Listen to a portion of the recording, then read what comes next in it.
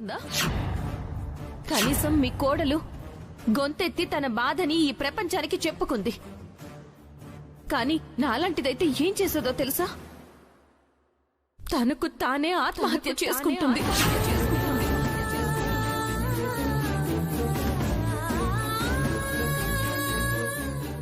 అసలు నేనేం చేస్తున్నాను? అడుగడుగు నా లక్ష్మిని మోసం చేస్తున్నాను. ప్రతి నిమిషం లక్ష్మికి అబద్ధాలు చెప్తున్నాను.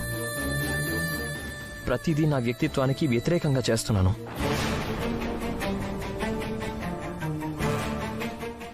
రేపు నిజాలు తెలిస్తే లక్ష్మి ఏమైపోతుందో అన్న ఆలోచన లేకుండా బతుకుతున్నాను. ఇది కరెక్ట్ కాదు. ఏదైతే అదైంది. లక్ష్మికి నిజాలన్నీ చెప్పేయాలి. తనని ఎందుకు పెళ్లి చేసుకున్నానో చెప్పాలి. నాకు మనీషాకి మధ్య ఏముందో తనకి చెప్పాలి.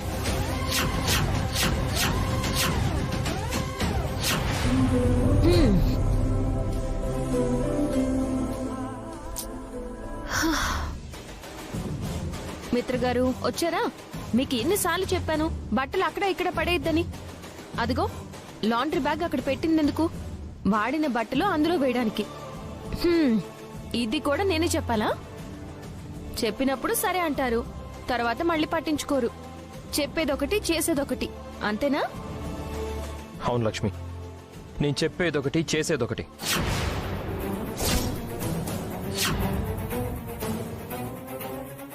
నేను చేసే పనులకు అర్థం లేదు లక్ష్మి. నేను నీకు సెట్ కాను. నీకు భర్త అయ్యే అర్హత నాకు లేదు.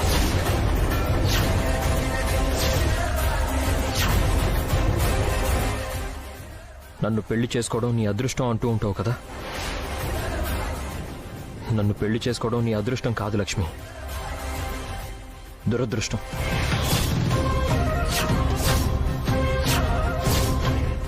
అది నీకు తెలియడం లేదు, నాకు చెప్పడం రావడం లేదు.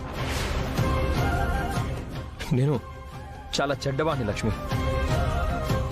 నేను నువ్వనుకున్నంత మంచివాణ్ణి కాదు. నీకు అబద్ధాలు చెప్తున్నాను, నిన్ను మోసం చేస్తున్నాను.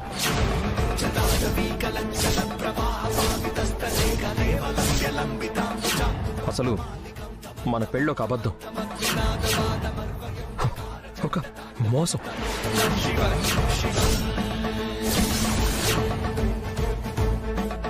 ఇంకా చెప్పాలంటే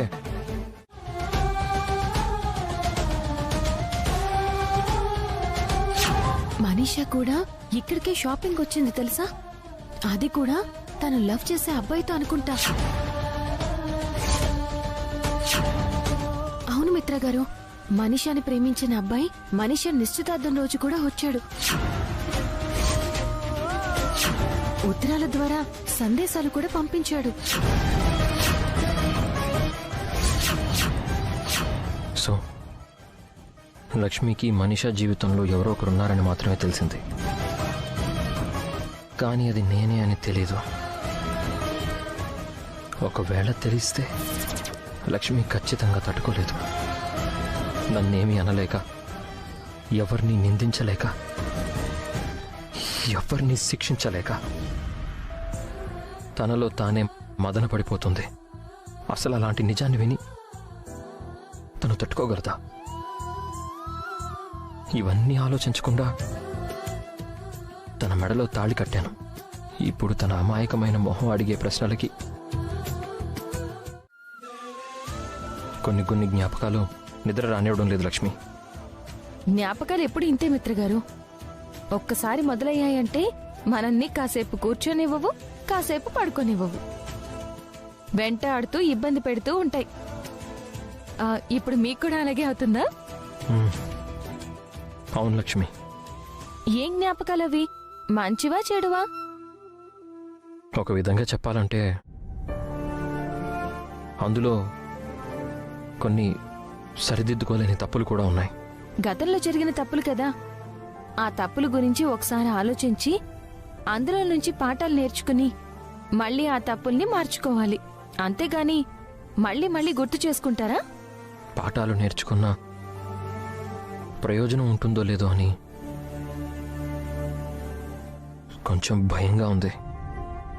గతంలో జరిగిన తప్పులు కదా, ఆ తప్పుల గురించి ఒకసారి ఆలోచించి అందులో నుంచి పాఠాలు నేర్చుకుని మళ్ళీ ఆ తప్పుల్ని మార్చుకోవాలి.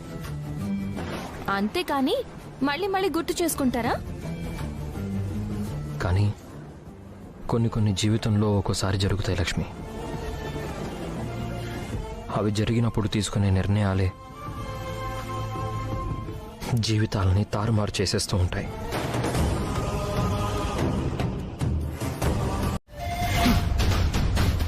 నేను ప్రేమించింది ఎవరినో తెలుసుకోవడానికి లక్ష్మి చాలా కష్టపడుతోంది. తను తెలుసుకునే లోపలే మిత్ర చేత నేను తాళి కట్టించుకోవాలి. దాంతో అరవింద్ ఆంటీతో నేను చేసిన ఛాలెంజ్ కూడా గెలిచినట్టవుతుంది. ఆ జయదేవ్ అంకుల్ కూడా చాలా గొప్ప ప్రసంగం ఇచ్చారు. చాలా గొప్ప గొప్ప ప్రవచనాలు చెప్పారు. అంకుల్కి కూడా దిమ్మ తిరిగిపోయేలా, కళ్ళు బైర్లు కమ్మేలా ఒక ట్విస్ట్ ఇస్తాను. ఆ ట్విస్ట్ పేరే మిత్ర మనీషల పెళ్లి.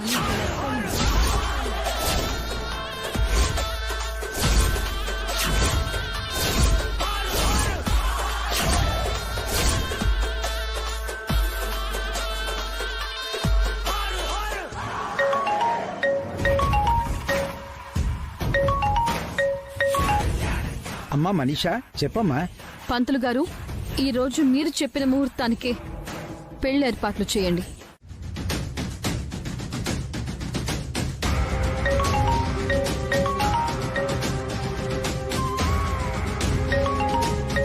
ఈ టైంలో నేను మనీషాతో ఎక్కువగా మాట్లాడడం లక్ష్మి చూస్తే ప్రమాదం.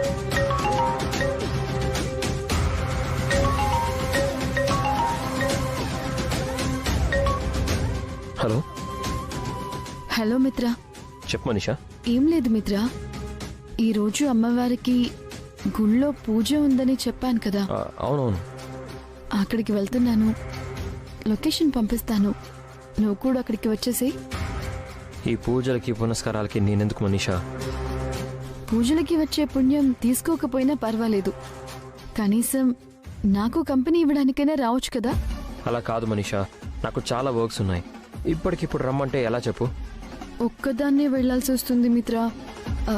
నువ్వు కూడా తోడుగా ఉంటే బాగుంటుంది. అంటే మనీషా, అది ఏం మిత్ర, అవాయిడ్ చేస్తున్నావా? నువ్వు చెప్పినట్టే అన్ని వింటున్నానుగా. నన్ను దూరం పెట్టాలనుకుంటున్నావా? చచ్చా, అదేం లేదు మనీషా. చెప్పిన మాట వింటున్నావు, బుద్ధిగా నడుచుకుంటున్నావు. ఇప్పుడు కూడా నిన్ను నేను ఎందుకు అవాయిడ్ చేస్తాను చెప్పు? అయితే రావచ్చు కదా. అసలే నేను చాలా అప్సెట్ అయి ఉన్నాను మిత్ర. ఇలాంటి టైంలో నువ్వు కూడా కాదు, కూడదు, రాను ఇలాంటి మాటలు అంటూ ఉంటే మళ్ళీ నువ్వు దక్కవేమో అని నాకు ఇన్సెక్యూర్గా ఉంది. దాంతో నా మెంటల్ స్టేటస్ మారిపోతుంది. దానివల్ల మళ్ళీ పెళ్లి చేసుకోమని టార్చర్ చేయాల్సి వస్తుంది. ఇవన్నీ ఎందుకు చెప్పు? సరే మనీషా, వస్తానులే. ఓకేనా? ఫోటోనే కదా, పర్వాలేదులే. ఎందుకు అంత కంగారు పడుతున్నావు? ఏమోనండి, నా మనసంతా ఎందుకు ఆందోళనగా ఉంది. ఏదో జరగబోతోందని నా మనసు పదే పదే హెచ్చరిస్తున్నట్టు అనిపిస్తుంది. లక్ష్మి, గాలికి కర్టన్ ఎగురుతూ అది తగిలి ఫోటో పడిపోయింది అంతే. దానికి అంత టెన్షన్ ఎందుకు చెప్పు? ఎందుకంటే ఉదయం మీరు నాకు దూరం అయిపోతున్నట్టు కలొచ్చింది. ఈ వాతావరణం చూసి అత్తయ్య గారికి మనసులో కంగారు పడుతుంది. ఇప్పుడు చూస్తే మన పెళ్లి ఫోటో కింద పడి పగిలిపోయింది. ఇవన్నీ నాకు అపశకునంలా కనిపిస్తున్నాయండి. లక్ష్మి, మనం ఎంత ఎక్కువగా ఆలోచిస్తే ప్రతిదీ మనల్ని అంత ఎక్కువగా భయపెడుతుంది. ఎంత సులువుగా తీసుకుంటే అంత తేలిగ్గా కనిపిస్తాయి. నేను మీ అంత తేలిక తీసుకోలేకపోతున్నాను మిత్ర గారు. ఎందుకంటే మీరు నాకు దూరం అవుతారనే ఆలోచన నేను భరించలేను. అసలు మీరు లేని జీవితాన్ని నేను ఊహించుకోలేను. చూడండి మిత్ర గారు, ఒక మనిషిని అమితంగా ప్రేమిస్తే ఎలా ఉంటుందో నాకింతకు ముందు వరకు తెలీదు. మీతో తాళి కట్టించుకుని మీ భార్యగా ఇంటికొచ్చి మిమ్మల్ని ప్రేమించిన తర్వాత తెలిసింది. ప్రేమించిన వ్యక్తికి ఏమైనా అవుతుందని తెలిస్తే ఆ గుండె ఎంత విలువెల్లాడిపోతుందో అని. మిమ్మల్ని ప్రేమించాకే తెలిసింది నాలో నాకన్నా మిమ్మల్ని ఎక్కువగా నింపేసుకున్నాను అని. మిమ్మల్ని ప్రేమించాకే నాకు అర్థమైంది నాకన్నా మీరే ముఖ్యమని. నేను అందరికీ లక్ష్మి రూపంలో కనిపించవచ్చు, కానీ నాలో అణువణువు నిండిపోయింది మాత్రం మిత్ర నరేంద్ర.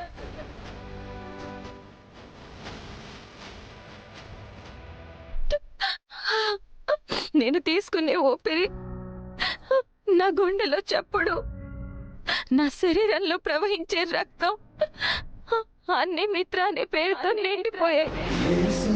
తెలిసింది ఏ స్వప్నం కలిగింది, ఏ కిరణం తగిలింది, రెప్పకి నొప్పిగా ఉంది ఈ సమరం ఎందుకిలా జరిగిందో. అందుకే నీకు చిన్న చిన్న విషయాలు కూడా చాలా పెద్దవిగా కనిపిస్తున్నాయి. ఒక మనిషిని ప్రేమించడం కానీ అభిమానించడం కానీ తప్పు కాదు. ఆ ప్రేమలో ఆ మనిషి ఏమైపోతారో అని అనుక్షణం భయపడుతూ ఉండడమే తప్పు. కలలు రావడం, వర్షాలు పడ్డం, ఇలా ఏమైనా వస్తువులు కింద పడి పగిలిపోవడం, ఇవన్నీ చాలా మామూలు విషయాలు లక్ష్మి. వాటిని భూతద్దంలో చూస్తూ మనసులో భయాందోళన పెట్టుకోవడం అంత మంచిది కాదు, సరేనా? నువ్వు అనుకున్నట్టుగా ఏమీ జరగదు. అలా జరగదని నేను నిరూపిస్తాను. ఇప్పుడు నేను బయటికి వెళ్ళాలి.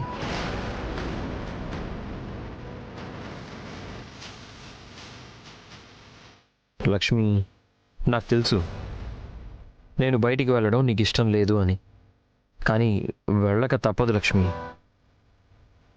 మనీషా ఏదో ముఖ్యమైన పని చెప్పింది. తను మరీ రమ్మని అడిగింది. వస్తానని చెప్పాక ఇప్పుడు హఠాత్తుగా రాను అంటే తనెంత బాధపడుతుంది. కాస్త అర్థం చేసుకోవడానికి ప్రయత్నించు, సరేనా? లక్ష్మి, కలుసుకోలేనంత దూరం వెళ్ళడం లేదు. ఒక గంటలో మళ్ళీ నీ ముందుంటాను, సరేనా?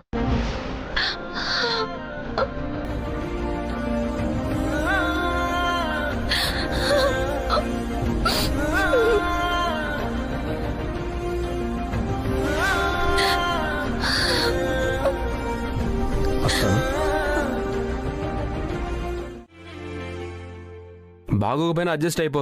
నీ బూజు మొహానికి అదే ఎక్కువ. నాది బూజు మొహం కాదు, నీదే గాజు మొహం. గాజు మొహమా? అదేంటి? ఏదో ప్రాస కుదిరిందని వాడన్లే. తిట్లు కూడా రాని తట్ట మొహమా? నువ్వు బూజు మొహం అన్నా గీజు మొహం అన్నా పర్లేదు, కానీ తట్ట మొహం అంటే నాకు అస్సలు ఇష్టం ఉండదు. అలానే అంటాను. తట్ట మొహం, తట్ట మొహం, తట్ట మొహం. నిన్ను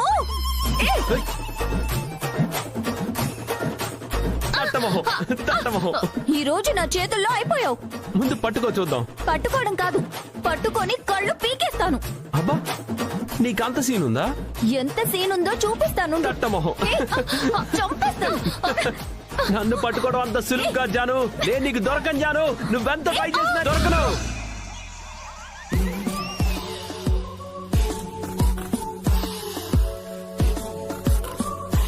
నేను నీకు దొరకను జాను. నువ్వెంత ట్రై చేసినా నేను నీకు దొరకను.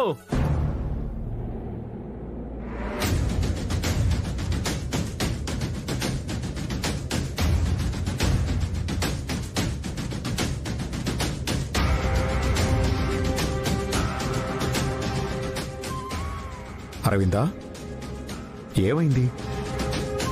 ఉదయం నుంచి గమనిస్తున్నాను. దేనికో కంగారుగా కనిపిస్తున్నావు. ఏంటి సంగతి? నేను కూడా గమనిస్తున్నాను అరవిందా, మనసులో ఏదో మర్మం జరిగినట్టు. మాతో చెప్పకుండా లోపల ఏదో దాస్తున్నావు అనిపిస్తుంది. ఏమైంది? ఉదయం నుంచి ఎందుకో మనసు కీడు శంకిస్తోంది అత్తయ్య. గుండెల్లో ఏదో ఆందోళనగా ఉంది. ఆక్సిజన్ లెవెల్స్ పెరిగినప్పుడు అలాగే అనిపిస్తుంది. అవి తగ్గడానికి టాబ్లెట్స్ ఇచ్చారుగా, వేసుకున్నావా? లేదండి. ముందు అవి వేసుకో. అవి వేసుకుంటే టెన్షన్ తగ్గుతుంది.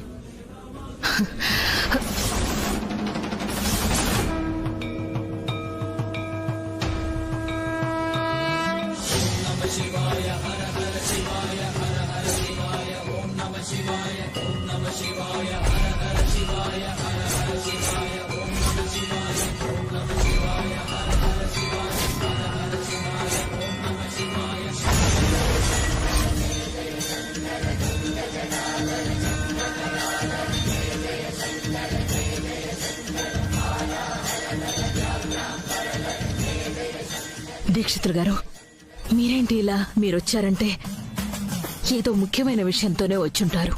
అవును అరవింద, మిత్ర చుట్టూ ఏవో విపత్కర పరిస్థితులు విరుచుకుపడుతున్నాయి.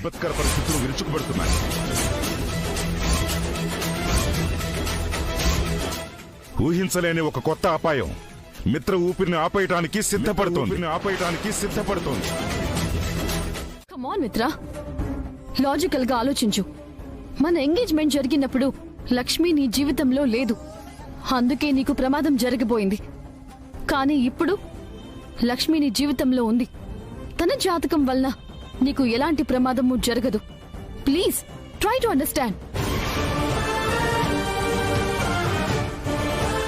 ఇంకొక 10 నెలల పాటు లక్ష్మి నీతోనే ఉంటుంది కాబట్టి తన జాతకం నిన్ను కాపాడుతుంది. ఈ 10 నెలలు నువ్వు లక్ష్మికి భర్తగానే ఉంటావు. ఆ 10 నెలలు అయిపోయాక లక్ష్మి నీ జీవితంలో నుంచి తప్పుకుంటుంది. అప్పుడు నేను అధికారికంగా నీ జీవితంలోకి నీ భార్యగా వచ్చేస్తాను. That's all.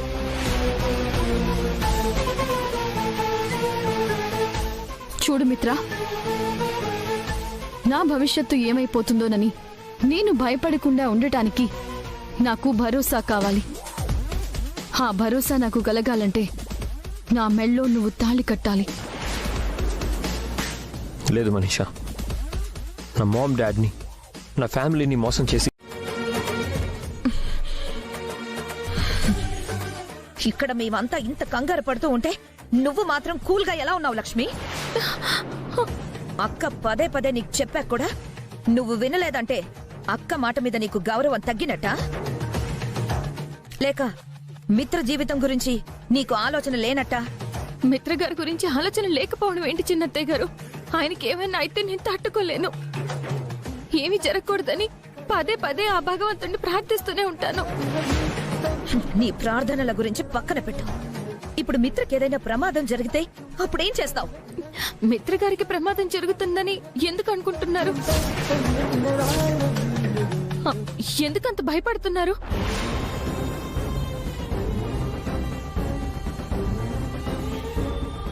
అంటే బయట వాతావరణం బాలేదు కదా లక్ష్మి, భయం సహజమే కదా. కానీ ఇది సహజంగా వస్తున్న భయంలా లేదు. ఏదో సమస్య వల్ల వచ్చిన భయంలా అనిపిస్తోంది.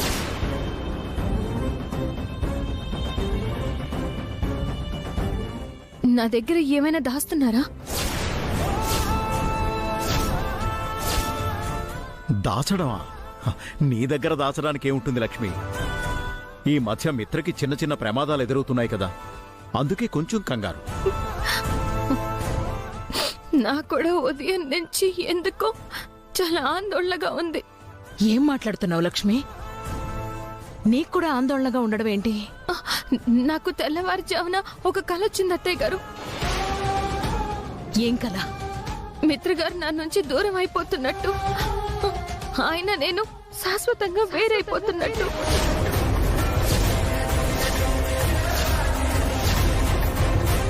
అసలు నీకు బుద్ధుందా లక్ష్మి? మిత్ర విషయంలో ఏం జరిగినా నాకు చెప్పమన్నానా లేదా? నీకిలాంటి కల ఒకటొచ్చిందని నాతో ఎందుకు చెప్పలేదు? నీలో నువ్వే ఎందుకు దాచుకున్నావు? చెప్తే మీరందరూ కూడా కంగారు పడతారని భయపడ్డాను అత్తయ్య గారు. నీకొచ్చిన కళ గురించి చెప్పకుండా చాలా పెద్ద పొరపాటు చేసావు లక్ష్మి. అరవిందా, అది కాదండి లక్ష్మి. మిత్రకి లక్ష్మి చెప్పగలదు, కానీ చెయ్యి పట్టుకుని ఆపగలదా? వద్దని సలహా ఇవ్వగలదు. ససేమిరా కాదని కాళ్ళు చేతులు కట్టి ఆపలేదు కదా. ఒక భార్యగా తన పని తాను చేసింది. నీ మాటని గౌరవించి మిత్రని ఆపడానికి ప్రయత్నించింది. అయినా వినకుండా మిత్ర వెళ్ళిపోతే ఆ తప్పు లక్ష్మిది కాదు కదా. నింద వేసే ముందు, నేరం మోపే ముందు ఒక్కసారి ఆలోచించారవిందా.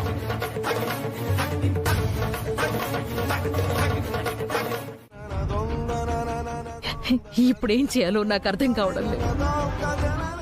బయట చూస్తే గందరగోళంగా ఉంది. నా మనసులో ఆందోళనగా ఉంది. లక్ష్మికి చూస్తే తెల్లవారుజామున అలాంటి కలొచ్చింది. ఇప్పుడేం చేయాలి? అరవిందా, నువ్వు అతిగా ఆలోచిస్తూ ఆవేశపడుతూ మనసు పాడు చేసుకుంటున్నావు. మిత్రకి ఏమీ కాదు, ఒకసారి ఫోన్ చేసి చూడు.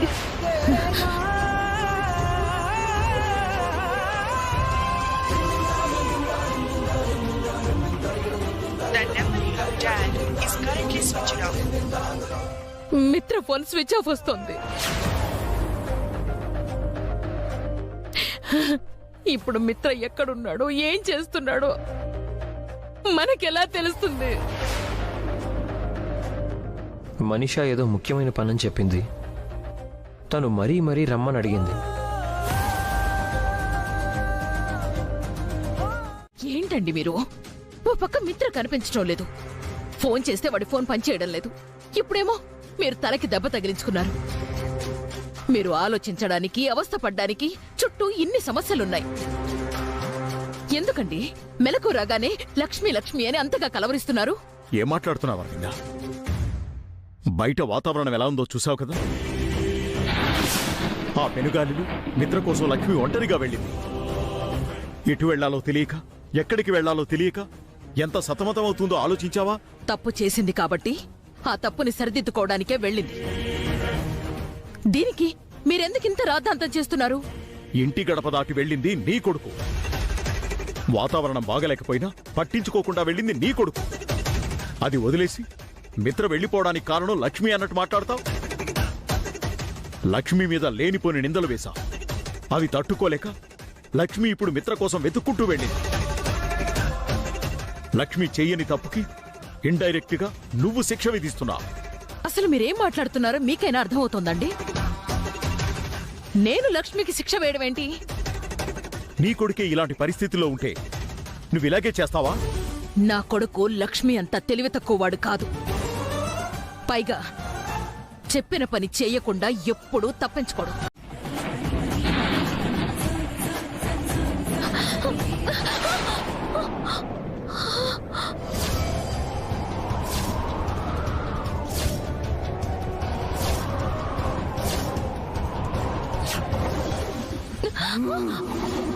లక్ష్మి, పల్లె దాటి, ఊరు దాటి, ఏరు దాటి, పొలిమేర దాటి బంధాలను వెతుక్కుంటూ వచ్చావా లక్ష్మి?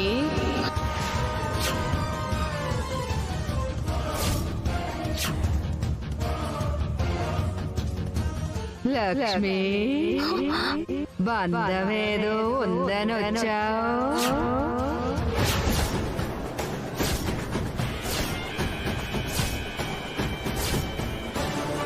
నువ్వు ఎవరి గురించి వెతుకుతున్నావో నాకు తెలుసు. మనసులో ఎన్నో ప్రశ్నలు ఉన్నాయి కదా. ఆ ప్రశ్నలన్నింటికీ ఈ రోజు నీకు సమాధానాలు దొరుకుతాయి. మీరు దేని గురించి మాట్లాడుతున్నారో నాకు అర్థం కావడం లేదండి. ఎన్నాళ్ళు ఆ అర్థం కాని జీవితంలోనే నువ్వు ఉన్నావు. నీ చుట్టూ ఉన్న మాయా ప్రపంచం నువ్వు తెలుసుకోలేకపోయావు. నువ్వు మంచి మనసున్న దానివి. లోకమంతా నీకు మంచిగానే కనిపిస్తుంది. అందుకే నీ చుట్టూ ఉన్న మోసం నీ కళ్ళకు కనిపించటం లేదు.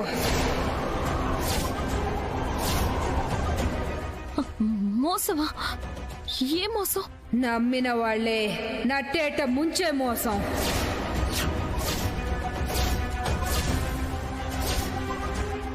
నీ అనుకున్న వాళ్లే నీకు వెన్నుపోటు పొడిచే మోసం.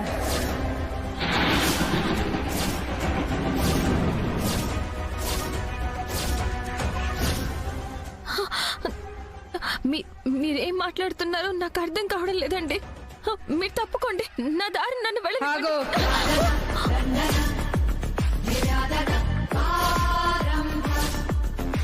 నీ దారి ఏ దారని వెళ్తావు?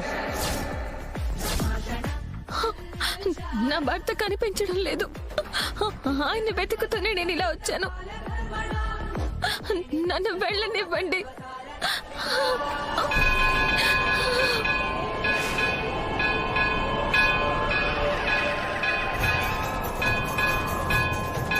అదిగో అమ్మవారు, ఆ అమ్మవారు నిన్ను పిలుస్తోంది.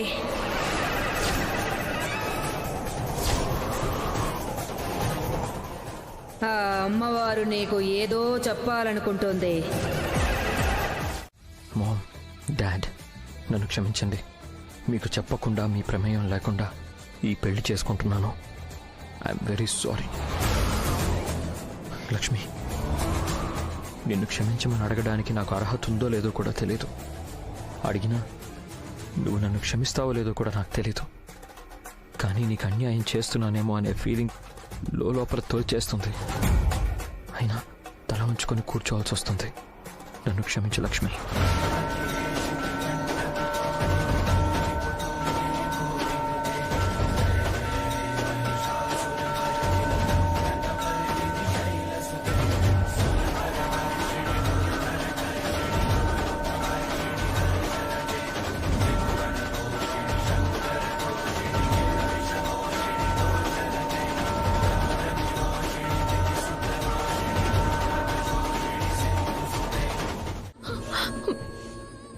మంత్రాలు చదవాల్సిన ఆయన నోటితో అసత్యాలు పలుకుతున్నారు కదా మిత్ర గారు.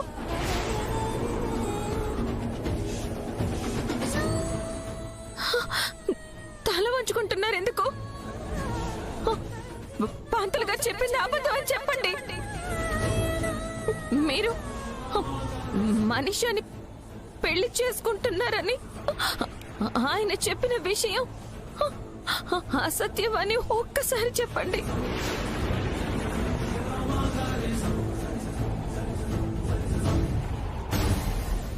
కళ్ళ ముందు ఇంత కనిపించాక కూడా అలా ఎలా అడుగుతున్నావు లక్ష్మి? ఇది నిజమో అబద్ధమో నీకు బొట్టు పెట్టి మరీ చెప్పాలా?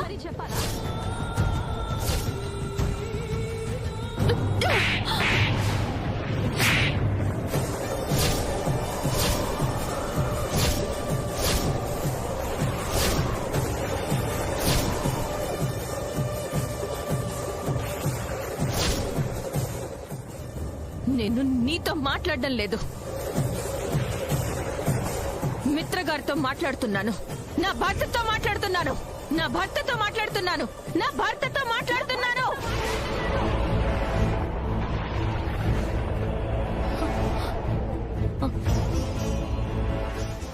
అంటే ఆ రోజు షాపింగ్ మాల్లో మనిషి ఒకరిని ప్రేమించింది అని చెప్పాను కదా. ఆ మనిషి మీరేనా?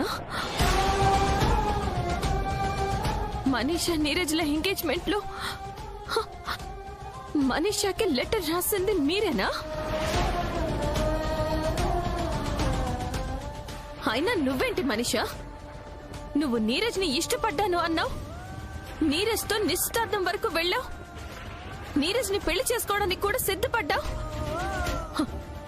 మళ్ళీ ఏంటిదంతా? నోరు విప్పి చెప్పు. నేను ప్రేమించింది నీరజ్ని కాదు, మిత్రని.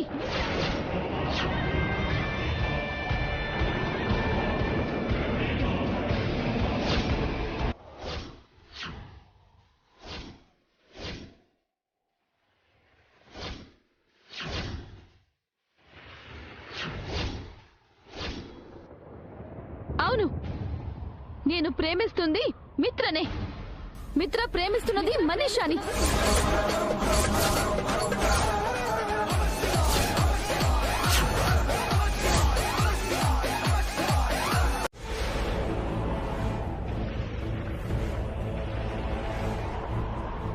నాకిప్పుడు పూర్తిగా అర్థమవుతుంది. మీరిద్దరూ ఒకరినొకరు ఎంత గాఢంగా ప్రేమించుకున్నారో, ఒకరి కోసం ఒకరు ఎంత పరితపించిపోయేవారో. మీ ప్రేమలో మీరు మునిగిపోతూ నన్ను ఎంత మోసం చేశారో.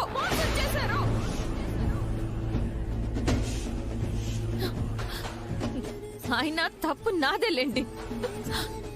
ప్రత్యక్షంగానో పరోక్షంగానో మీరు చాలా సార్లు మీ ప్రేమ గురించి నాకు చెప్పడానికి, చూపించడానికి ప్రయత్నించారు. కానీ నేనే కనిపెట్టలేకపోయాను.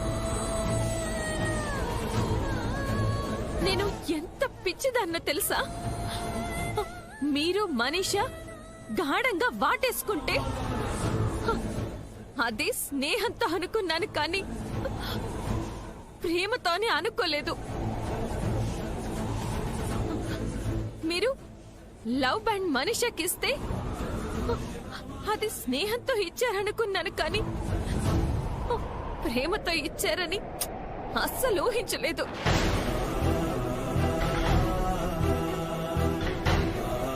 బంగారం షాప్ ఓపెనింగ్ కి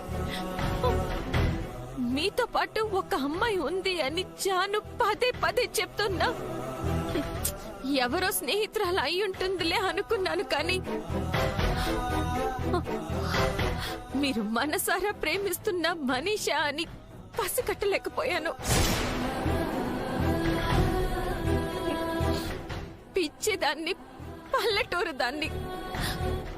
ఆ విషయం నా మట్టి బుర్రకి అర్థం కాలేదు. ఈ పిచ్చి మెదడు అర్థం చేసుకోలేదు. నిన్నొక స్నేహితురాల్లా, ఒక చెల్లుల్లా చూశాను. అలాంటిది నువ్వు నా కాపురంలో చిచ్చు పెట్టాలని చూసావు. ఒక్క పెళ్ళైన మగాణ్ణి ప్రేమించడం నీకు తప్పనిపించలేదా? పెళ్ళైన తర్వాత ప్రేమిస్తే అతని భార్యకి అన్యాయం జరుగుతుంది అని నీకు అనిపించలేదా? నీ వల్ల మరొక ఆడదాని జీవితం నాశనం అయిపోతుంది అని నీకు బాధ అనిపించలేదా?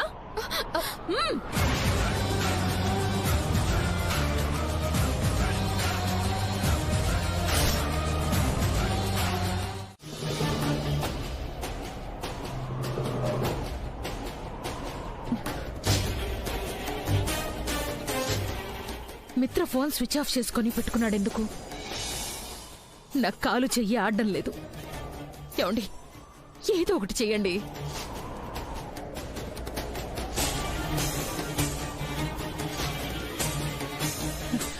వివేక్, మిత్ర జాడేమైనా తెలిసిందా?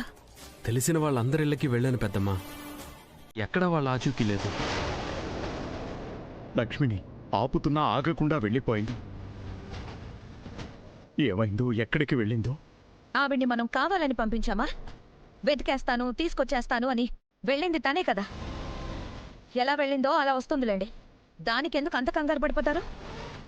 లక్ష్మి ఏ పబ్బుకో పార్టీకో వెళ్ళలేదు దేవయాని. తన ప్రాణాన్ని పణంగా పెట్టి వెళ్ళింది. ఈ ఇంటి వారసుడికి ఏమైపోతుందో అనే భయంతో వెళ్ళింది. తను చేసేదానికి నువ్వు గొప్పగా పొగడకపోయినా పర్వాలేదు. కనీసం తనని తీసిపారేసి మాట్లాడకు. అయినా పిన్నన్న దాంట్లో తప్పేముంది డాడ్? అన్నయ్య మీద లక్ష్మి ఒక్కదానికే ప్రేముందా? మనకెవరికీ లేదా? మిత్ర అన్నయ్య టెన్షన్ సరిపోదన్నట్టు ఈవిడ గారు కూడా ఇప్పుడు మనల్ని టెన్షన్ పడుతుంది. హన్సిక, నీ మాట తీరు చూస్తుంటే నా పెంపకం మీద నాకే సందేహం కలుగుతోంది. మనుషుల్ని అభిమానించడం నేర్చుకో, అసహించుకోవడం కాదు. పెద్దమ్మ, వదినొచ్చింది.